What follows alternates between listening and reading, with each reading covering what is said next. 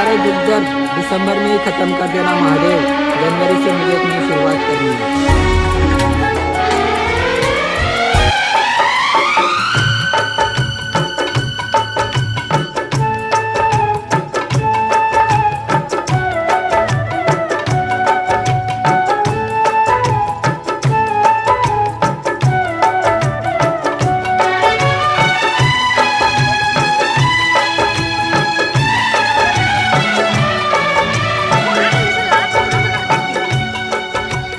शिव शंकर ने जे कोई पूजे एनो जरूर उद्धार थशे।